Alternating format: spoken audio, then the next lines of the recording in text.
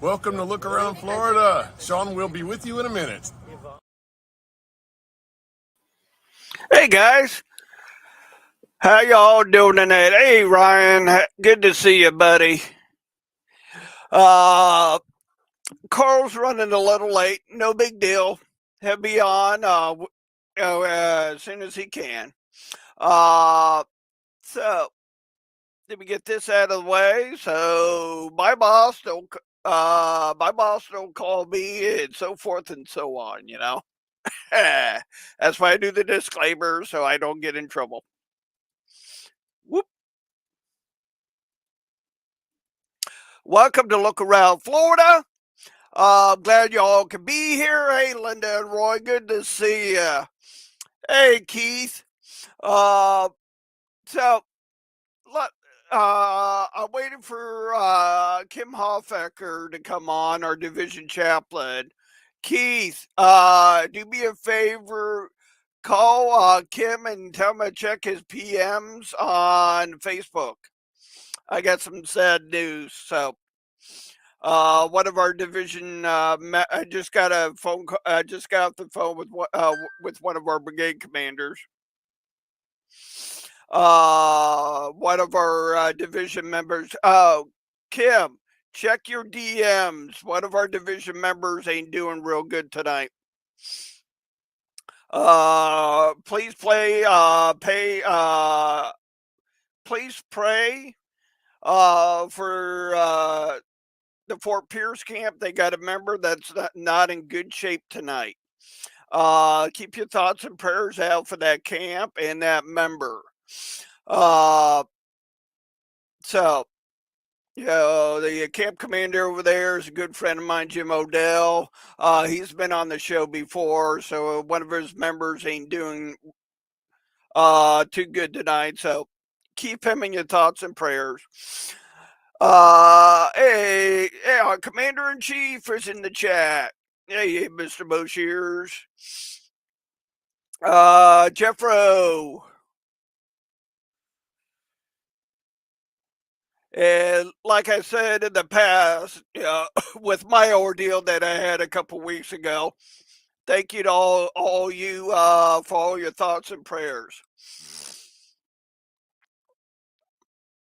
So, I literally just got off the phone with Jim Odell. So as I was trying to set everything up,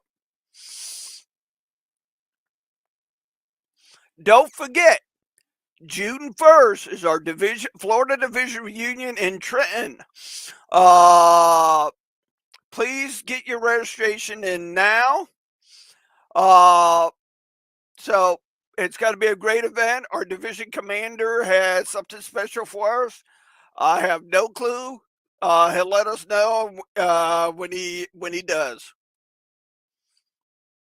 Event coming up March 23rd at the Turner Center in Arcadia. Quite a bit of stuff going on there. A lot of collectibles, antique stuff. My camp and the Arcadia camp will have booths there, and some of our members of our camps will have displays and be talking about their ancestors and the history. Hey, David. Hey, Victor.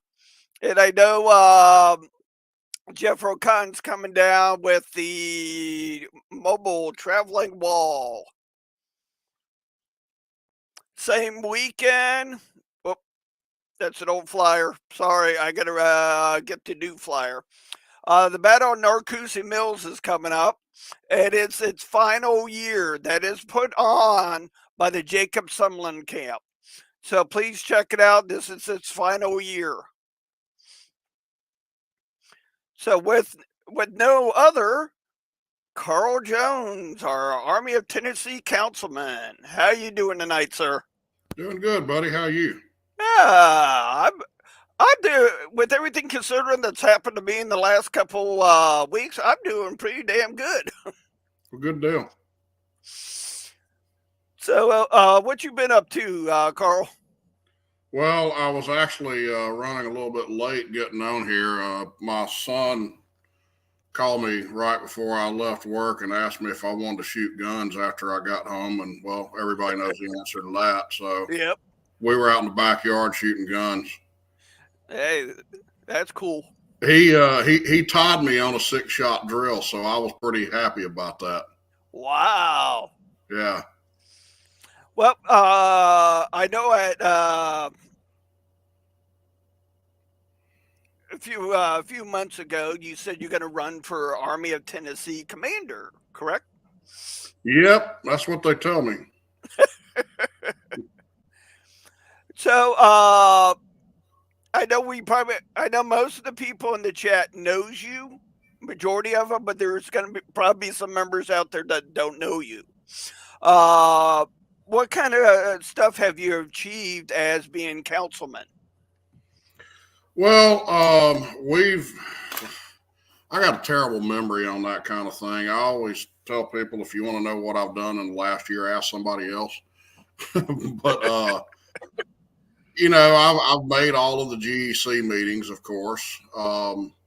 Worked on, you know, went to Jacksonville, actually. It was speaker at their Lee Jackson banquet most recently. We did a few weeks ago, we did a brigade commander's training workshop for the Mississippi Division. That's kind of where, you know, my heart is it's in training. I said a long time ago, back when I was chief of heritage ops, you know, if we want to grow the organization, you got to start at the camp level and teach them how to grow. And that's kind of, that's what I did as a division commander. And it's what I intend on focusing on as Army commander as well. And so that brigade commander's workshop was a good deal, because that's basically what we did. We went down, and Jimmy and I went down and talked to them about, you know, the role that they can serve as a brigade commander and how that can help the organization. It's overlooked. I think the importance of the brigade commander is overlooked a lot of times, and shouldn't be. But yeah, beyond that, I mean, the last 4 years I've been on the council, I mean, it's hard for me to tell you what all I've done.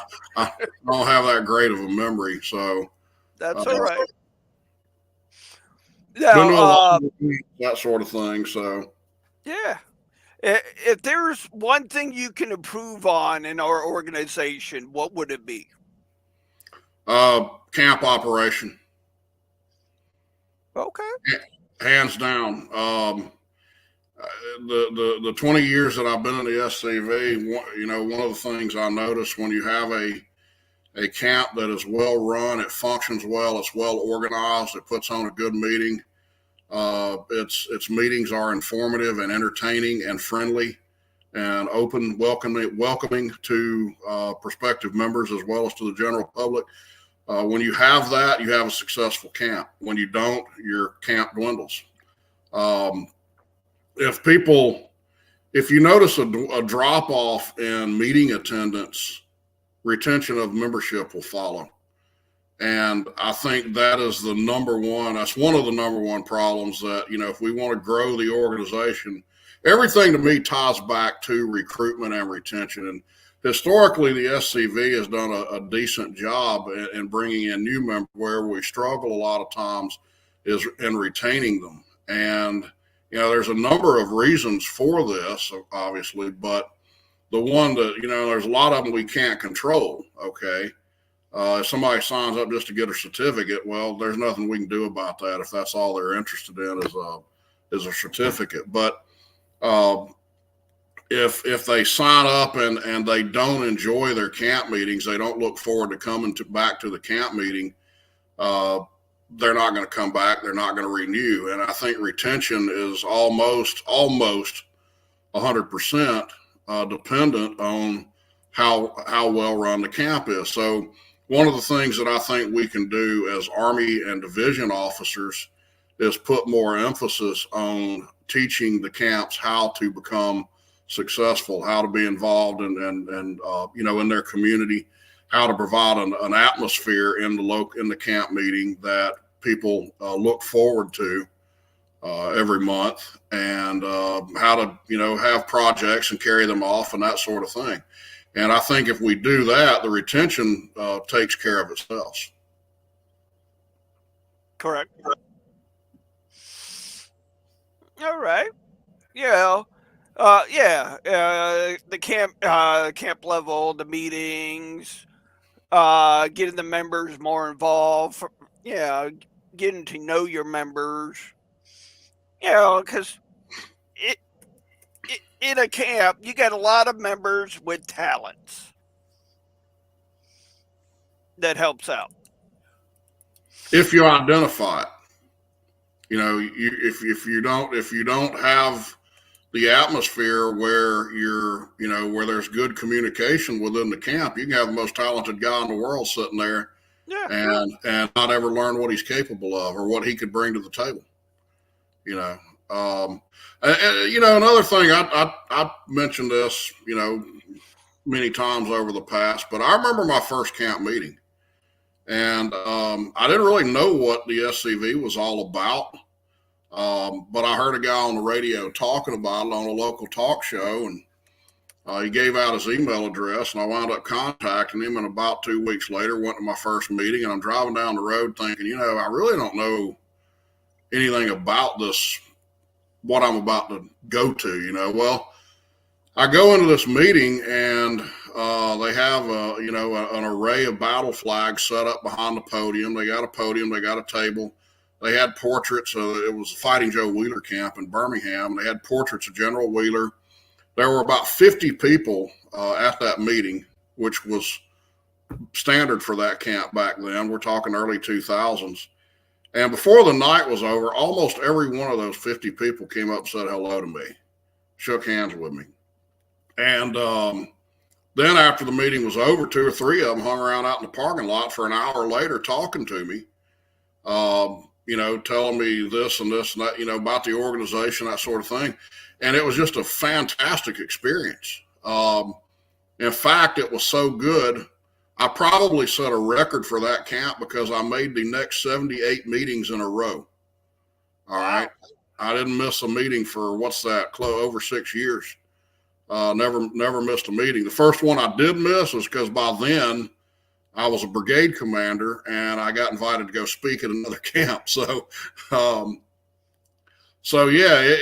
was, that camp at the time was the largest in the Alabama division, and it's not any great mystery as to why it was. It was because the way the camp functioned and the closeness among the membership, and the projects that we had going on, the relationship with the local community, the local schools, and areas. It was successful because it was just a very positive and enjoyable atmosphere. Yeah, that's good to know.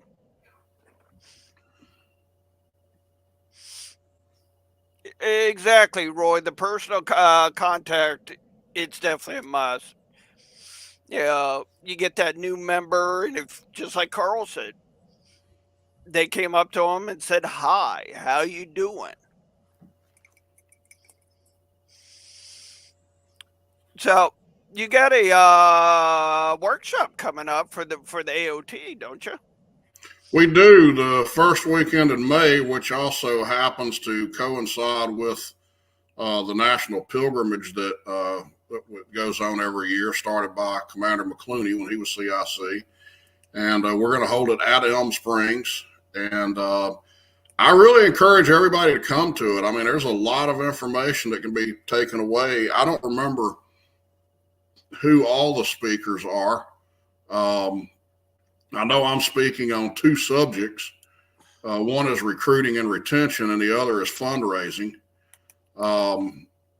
I don't remember. I know that I know who the other speakers are. I just can't call them off the top of my head or what the topics are. But Jimmy Hill and we've been doing these things together for a long time. I mean, going back to we were both brigade commanders at the same time, and we were doing workshops back then. So I can tell you from past experience, it'll be well organized and well done. And we hope we have a very significant turnout. This is going to be a great opportunity. If you want to learn how to grow a camp and retain members in that camp, come see this, and you're going to have a lot of qualified people that will be able to help you with that. So That's cool. Yeah, falls in line with what you've been talking about. You know, starting at the camp level and giving them tools so they can move forward. yeah, we've done a number of these. This is probably about 6 or 8 years in a row, I guess, now that we've done them at the Army level. Because I know Jason, Commander Boshears, was involved in one of them that we held when Paul Gramling was Lieutenant CIC, and I was Chief of Heritage Ops, and he and I did. We did one at Henry Horton State Park in Tennessee, and Jason's camp actually did all the legwork and all the organizing on that, and I got Jimmy involved with it because for my segment, what we did was Paul talked about recruiting and retention that morning, and then after lunch he turned it over to me, and it was about heritage operations, and so we talked about camp building. And I remember there was one guy in there that if I'm going on memory, and Jason knows probably who I'm talking about, what camp it was, but I remember him sitting there writing notes the whole time. And he had like 9 or 10, 12 members maybe at his camp. And we saw him again about a year later. And he told us, he said, I just want you to know I did everything that y'all suggested. And my camp is now 68, 69 members in a year. Wow. Yeah. And he was in a small rural area somewhere. I don't remember all the details on it, but yeah, it's not rocket science on what we're going to tell you. I mean, it's not. A lot of it is just putting the right people in the right positions, and that sort of thing. But I hope we'll have a great turnout. And like I tell everybody, I can stand up here and talk till I'm blue in the face, but unless you actually go and put into action the things that we recommend, it's not going to help you. So, right. Going through the chat to see if anybody had any questions. West Pole, Camp 295. All right. Yeah. Lewisburg. That's right. Yeah. I mean, they just took off, and it was simply centered around having putting on a good camp meeting and community involvement. That's good to know.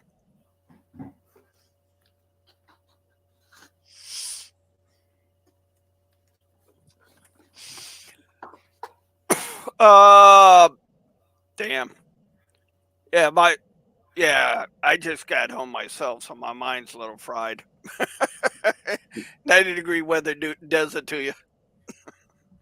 Well, it's in probably the low 70s here. I'm actually liking it. You're lucky. Yeah. Other than camp involvement, giving the tools and all that,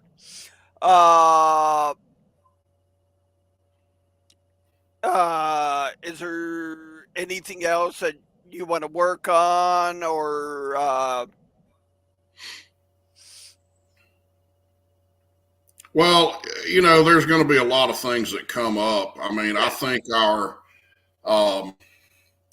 we just had a GEC meeting a week and a half ago at headquarters, and we talked about, cash flow and getting the museum paid off. That is a big topic there. We need to get our museum paid off. But my point of view on it is that the best way to do that and the best way to get cash flow up is to recruit more members and retain more members. So I think that is vitally important. But I want to talk about the museum a little bit too, the importance of it and why it's important to me. And that is that if you think about it, our enemies have had a central location for their agenda, for their narrative, going back decades and even generations. And what is it? It's the modern day academia, the modern day education system, you know, and they have the luxury of being able to come out and talk in talking points and just simply say stupid and nine things like, well, the war is all about slavery.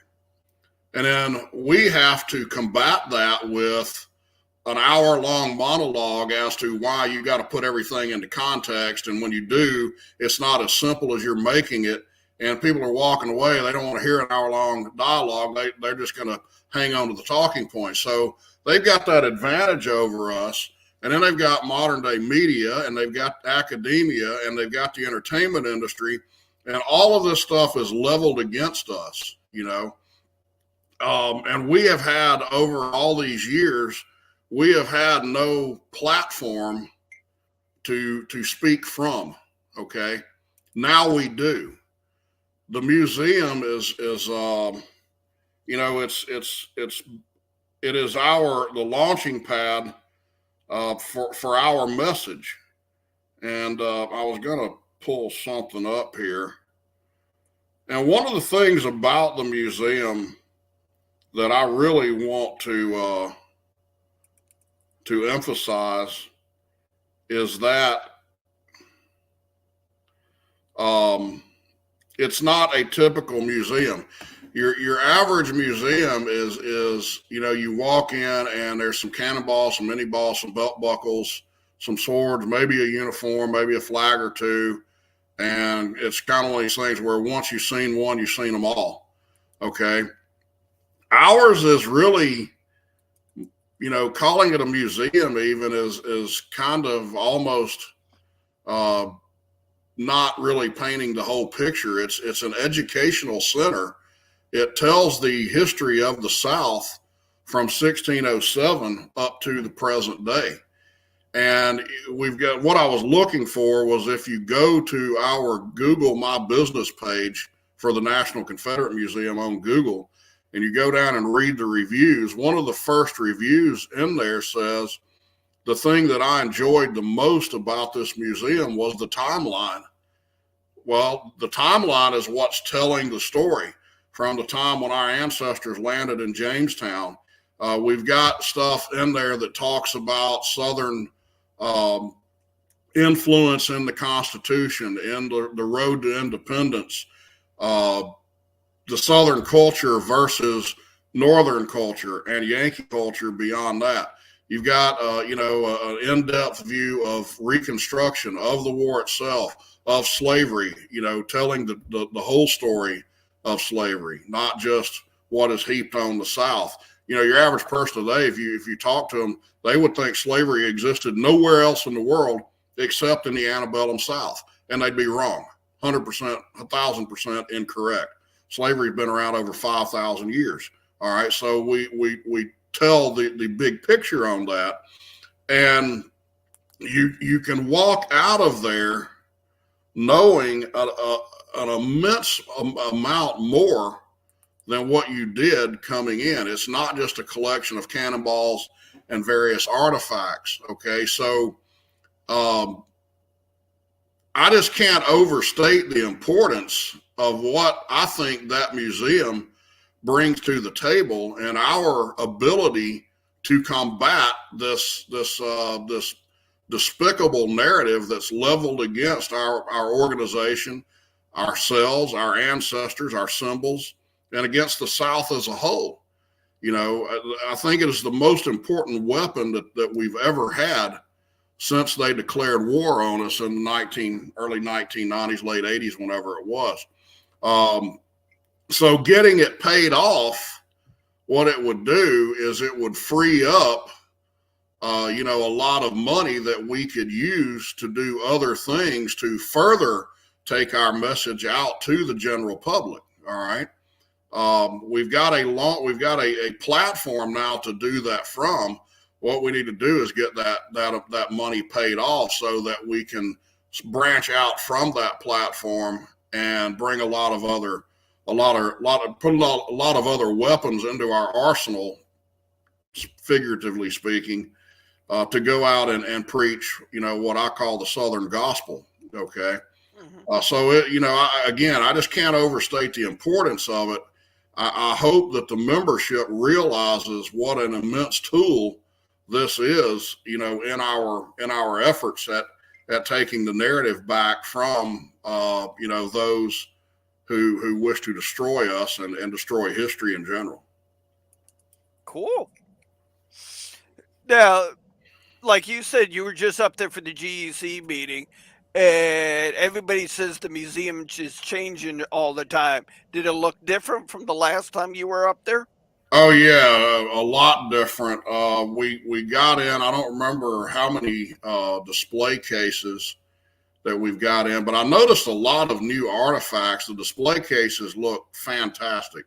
They really fit very nicely into the museum. It's a lot closer now to looking like a complete museum. The thing about it is, though, it's not going to be static. It's going to be fluid. I mean, we've got new stuff coming in all the time. So every time you go back, there's going to be something different there. Some stuff will stay, but a lot of it will be kind of rotated in and out. And that's by design. It's so, people want to come back.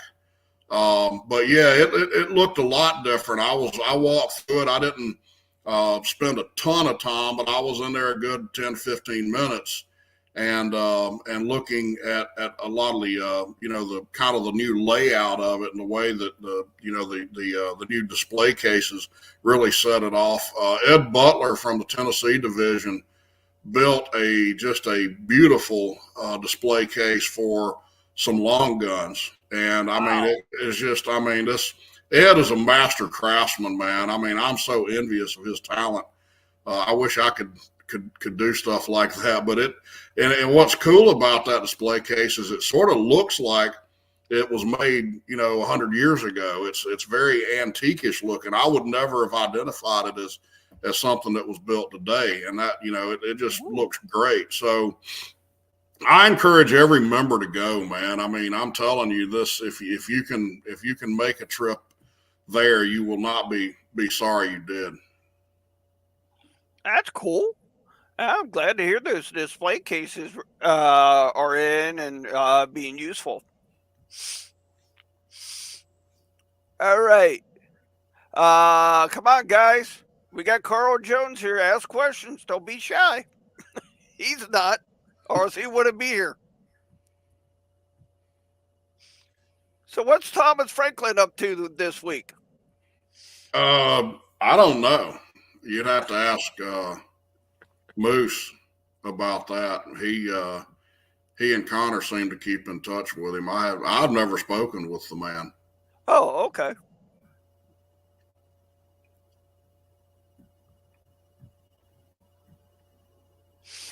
How, with you being councilman and future Army of Tennessee commander, how's been your communication with the division commanders been? I've talked to, I guess, all of them at various times. But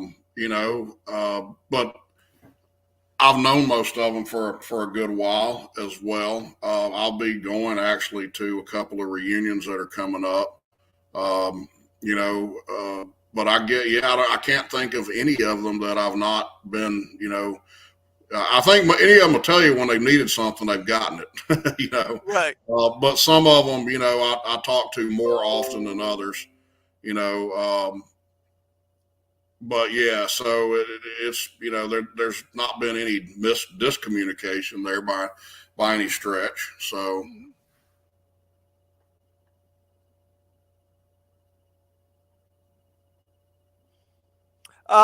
Jerry, I inform everybody on that here in a little bit.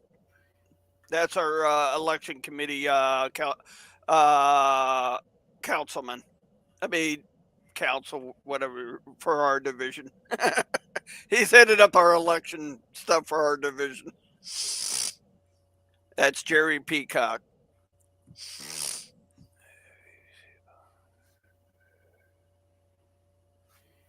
Okay.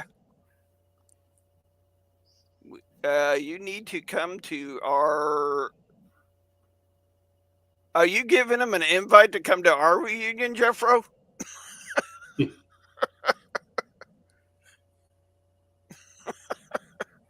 I could just hear the stories right now between him and Calvin. I'm surprised he's not in the chat yet. Yeah, I'm kind of surprised he's not here. He doesn't miss too many opportunities to give me a hard time. So No, that's what I'm waiting for. Part 2 or 3, depending on how you look at it. So, speaking of Calvin and us in the Florida division, and I know you and him have a very good relationship, correct? a long time, good relationship. I've known Calvin over 10. It's actually been about 13 years now that I've known him. Is that a good thing or a bad thing? Oh, it's been good. Yeah.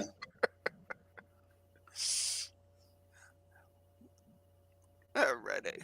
Come on, guys, ask him questions. He's not shy. Feel free. So you've been doing some gun classes lately. A lot of them. Yeah.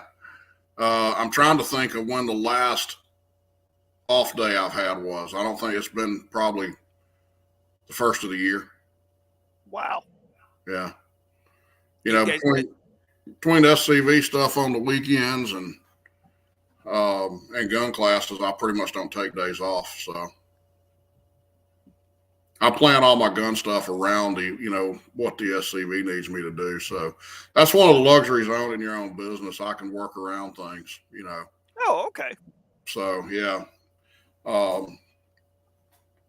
And I'm in the process actually of got to take a couple of classes at the end of this month to get into training armed security.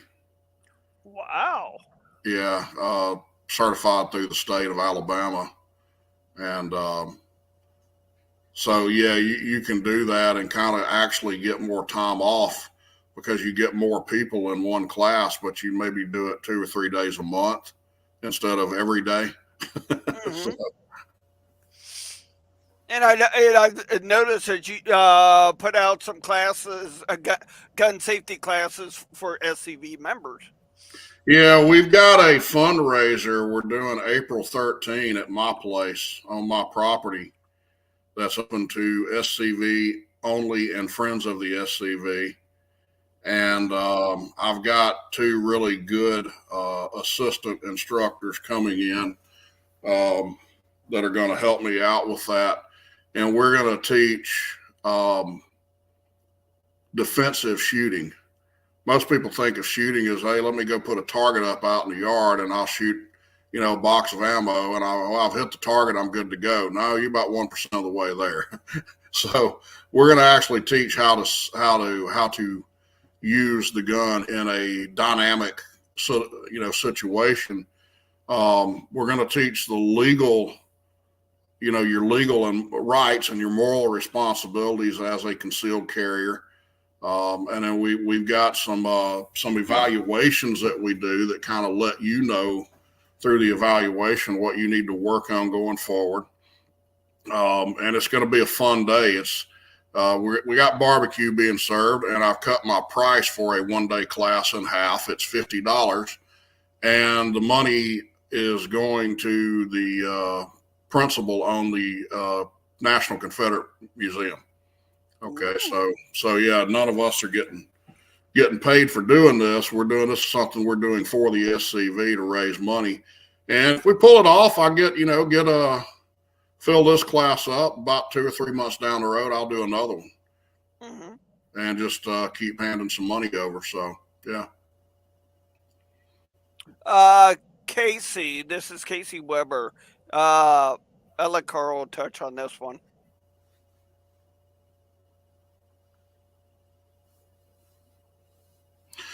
I don't know the answer to that, Casey. I wish I did.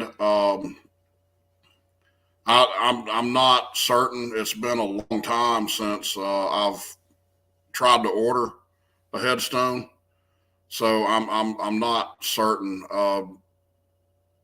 I'm trying to think who the people that you would need to ask. I don't know if you have a Guardian program in Ohio, but if not, there's a national Guardian program. And if you can get somebody that's involved in that program, one of the chairmen or something like that, they would be the ones that could point you in the right direction. Casey, I don't know how it is up there in Ohio area, but down here in Florida, we haven't had any problems. We've had some applications kicked back, but once we find what the what you call it, Veterans Affairs is asking, then we correct that, send it back in, and we haven't had an issue down here. Thank you, Jeffro.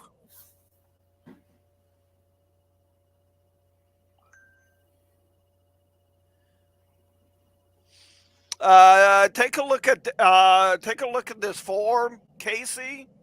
I know they ask a lot of things. Thank you, Roy. Exactly. It could be paperwork. I know a person that might be able to help you out, but he does it for us here in Florida. But he might be able to point you in the right direction in Ohio. Just DM me after the show, and I'll give you that person's name, and you can DM him, and he'd be happy to help you out.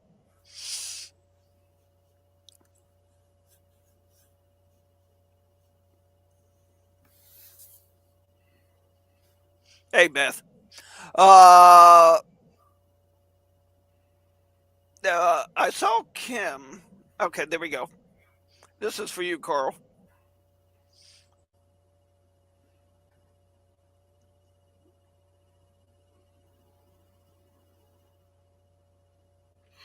Oh, 100%, Kim. Yeah, I mean, no question about it. I tell everybody, let's take the second lieutenant commander position for example. That's going to be the camp recruiting officer. So he's in charge of recruiting. When I was a second lieutenant commander, basically I was asked, hey, put your recruiting plan together for the year. So I looked around at festivals and places that we could try to get a booth at in our local area, gun shows, that sort of thing, and then went and worked them. But you got to have the right person in the right office too.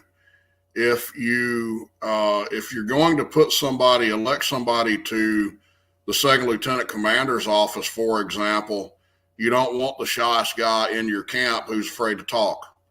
You need somebody with a big personality, somebody that that understands the SCV, can kind of give a history of who we are, what we're all about. They need to, like Kim said, they need to take their role seriously, and in a manner of speaking, that is on the camp commander to a degree, because it's kind of his duty to, inform them of what their role in the camp is. Okay. They need a job description. Here's what I need you to be in charge of. And that goes down, to the adjutant, the first lieutenant, the second lieutenant, chief of staff, chaplain, whatever offices you've got. Give them a definitive role to play within the camp. Communication between the officers is important as well. As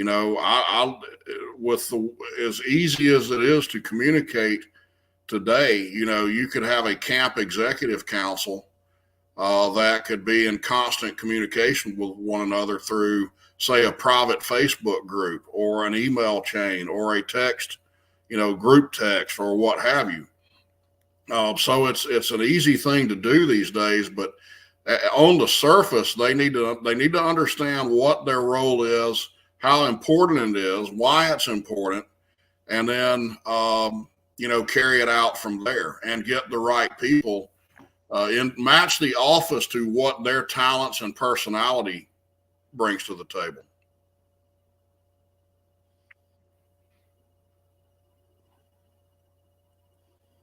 Correct, Commander.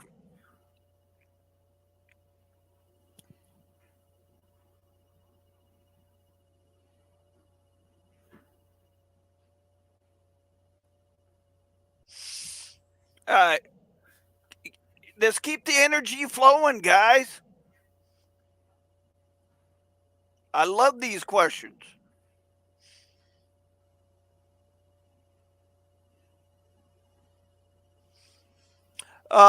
Casey, if you haven't got your certificate or anything, you may want to call up to National.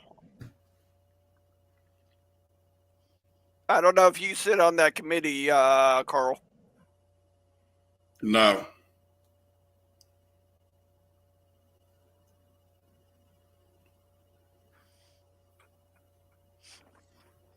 So, what other committees do you sit on?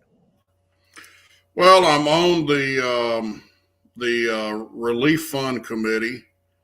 I was on the committee for the museum for the timeline, and I actually wrote part of the timeline myself, and then there were a couple of topics that I went out and I had people in mind. For example, I know a girl. She's obviously not an SCV member, but she is an expert on culture and specifically Southern culture. And she's actually seeking her PhD right now, but she, very interesting girl and just a fantastic writer. And so I hit her up and she wrote the section on Southern culture for us.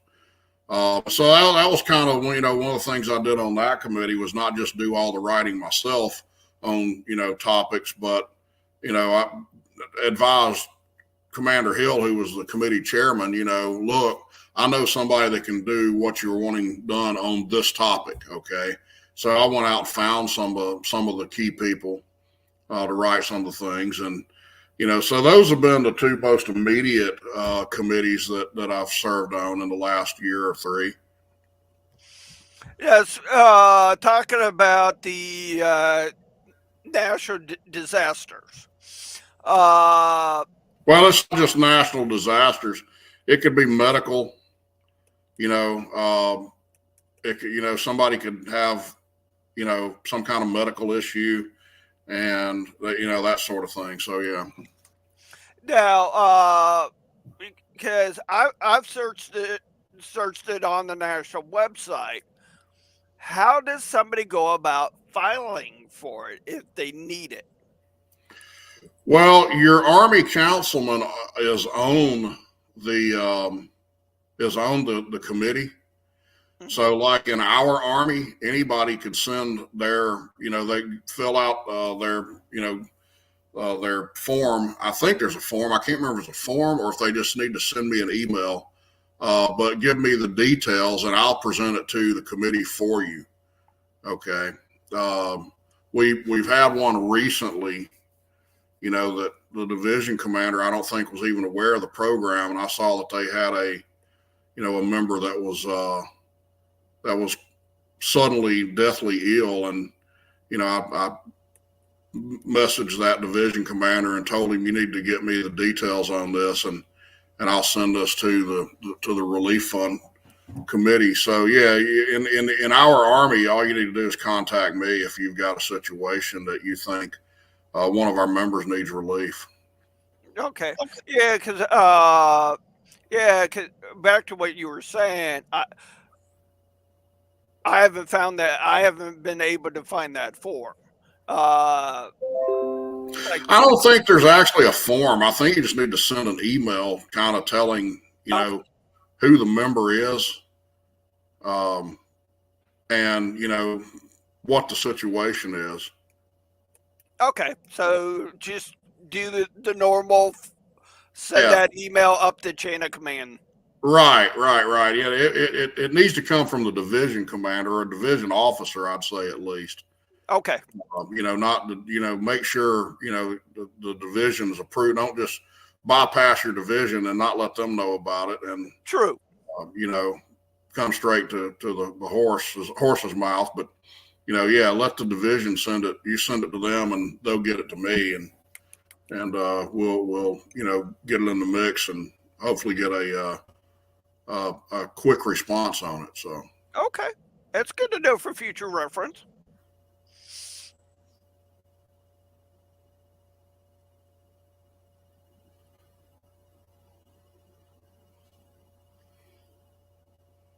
yeah, Yeah.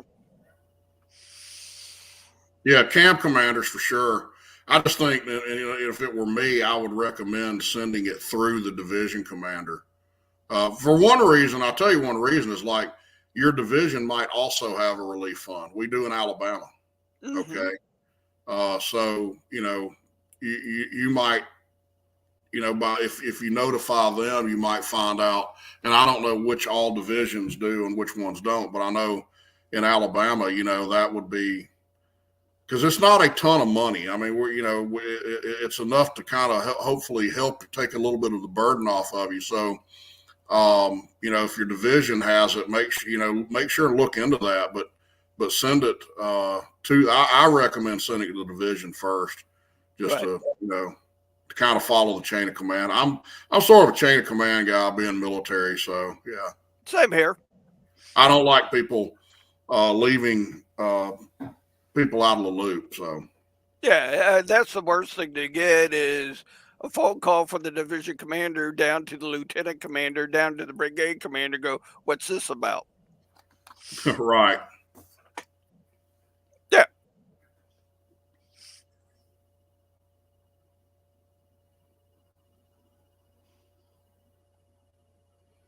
Oh, that's good. A lot of good information. Guys, just keep these questions going. I mean, Carl's hanging out with us today. To talk about his candidacy for AOT commander, and for you guys to ask questions.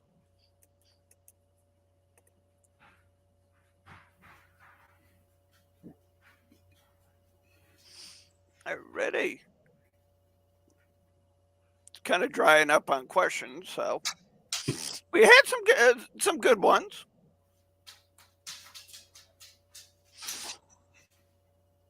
Already. Now, say you do get elected to, just hypothetically speaking, to AOT commander. What's going to be your first thing out of the gate? Like I said earlier, training.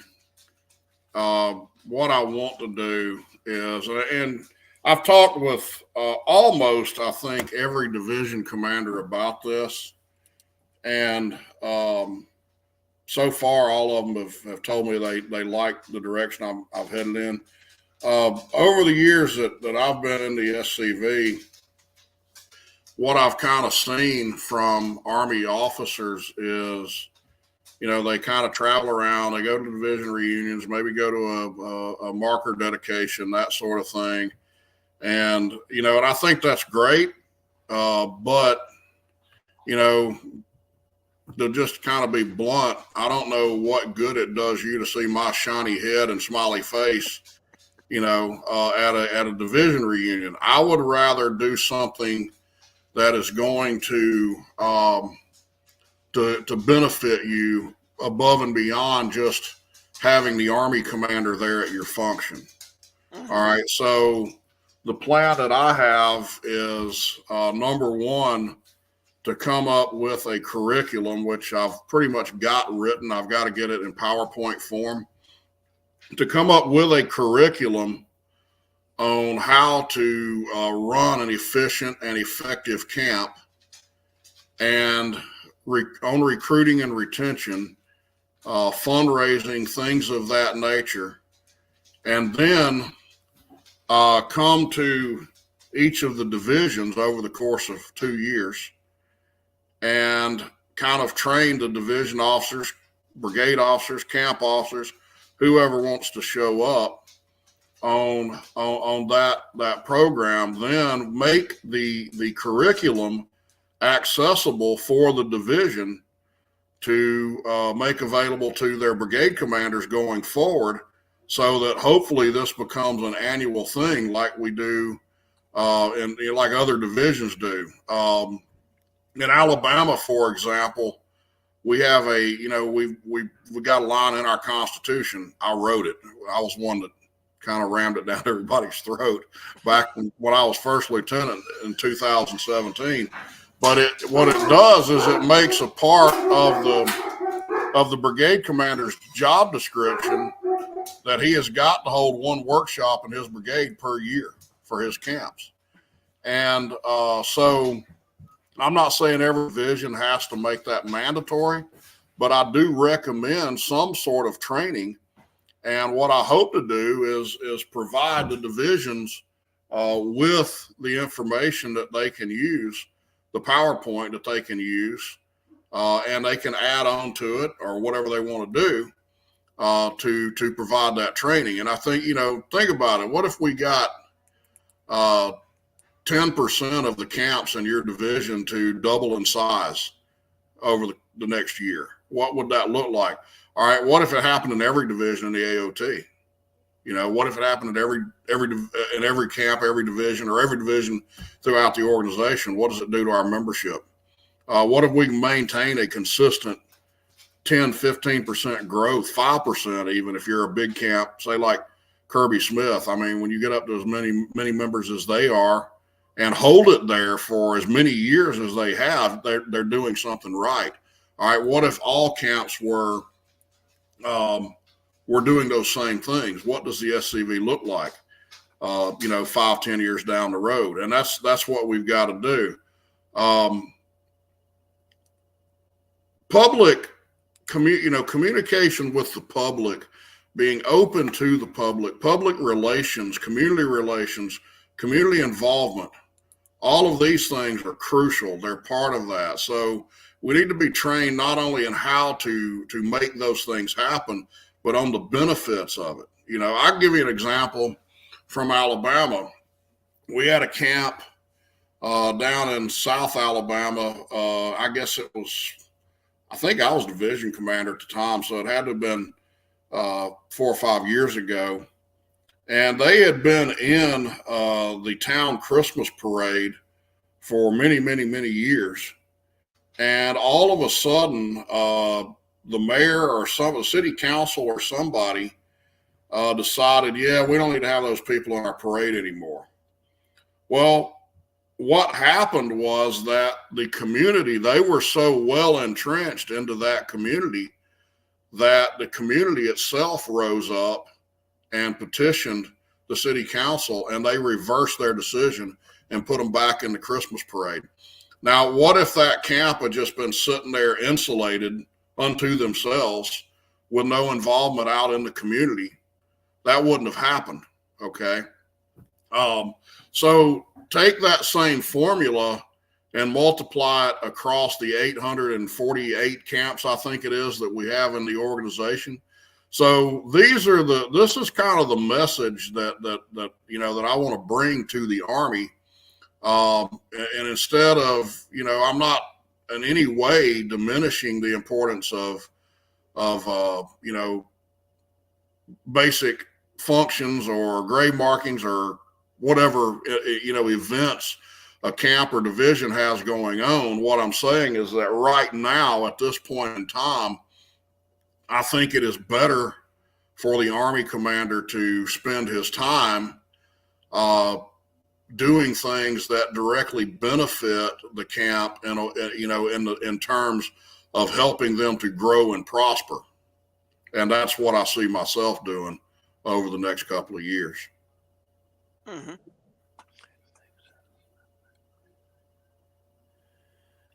Ready.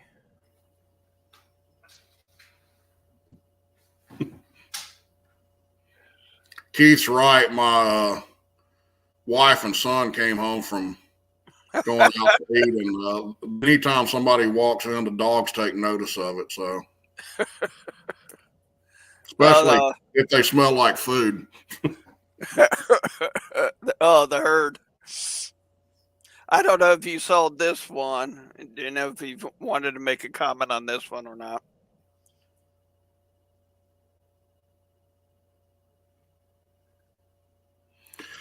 Well, Kim, I remember my mom and my aunt and my grandmother talking about how back in the late 1950s, early 1960s, the battleship USS Alabama was brought to Mobile Bay, where it sits till this day, with nickels, dimes, and quarters and pennies being raised by school children all over the state of Alabama. So there is no donation too small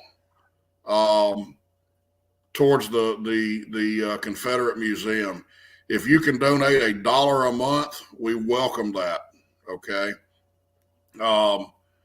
So yeah, absolutely. I understand there are people that for whatever reason, they can't send in $20, $100, or $500 or whatever. Send what you feel led to send. Okay. Pennies make dollars. I remember, my wife tell you I'm one of the biggest cheapskates in the world, but I heard years ago, mind the pennies and the dollar will take care of itself. You don't have to watch your dollars if you watch your pennies. All right. So if we got a lot of pennies, a lot of nickels, dimes, quarters, dollar bills, whatever coming to the museum, it absolutely, we're not going to turn it down. We're not going to send it back to you and say, oh, this ain't good enough. No, we welcome that. So. That's pretty much what our commander-in-chief just pretty much said. Hey, Lewis, glad to see you from the St. Augustine camp. Whoop. I clicked on the wrong one.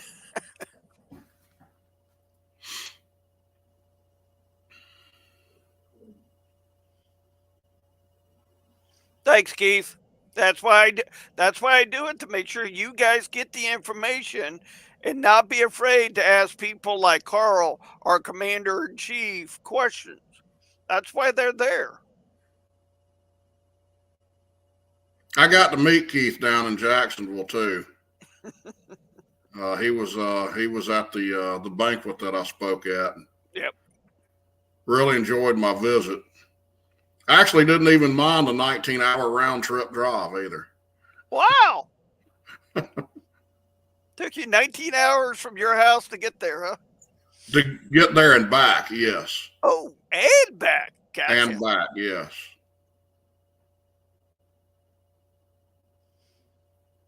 Come on, guys. Don't be shy. Well, Carl, I want to say thank you for taking time out of your busy day today and coming on the show and engaging with some of our division members and fellow SCV members in various different states of our Confederacy.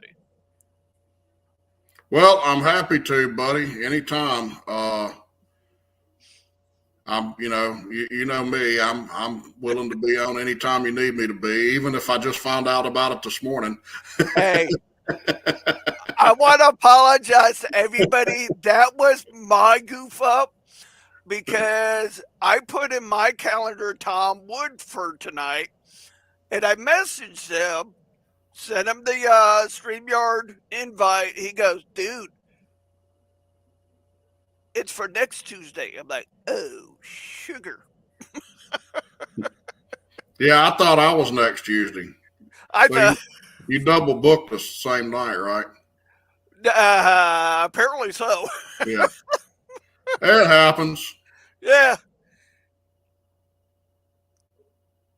Thanks, Keith. As I said, Carl's here. He's not shy. If he were shy, he wouldn't be on this show or SCV chat. I tell you, like I tell everybody else, I firmly believe everyone has a right to my opinion.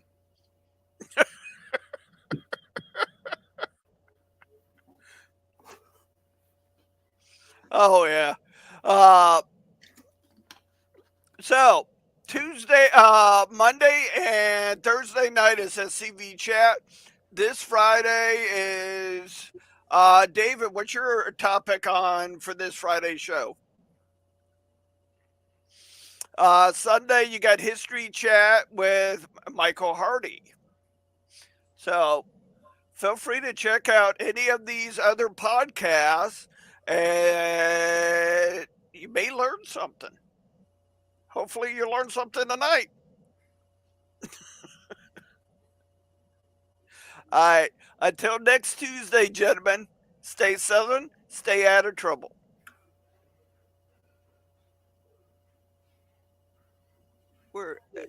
I just uploaded. My name is Nelson W. Winbush.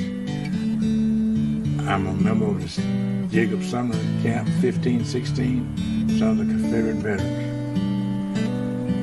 My reason for joining the Sons of Confederate Veterans after the NAACP declared they would destroy and remove everything Confederate in 1990, I decided that I would do all I could to make sure that people understood what the Confederacy stood for.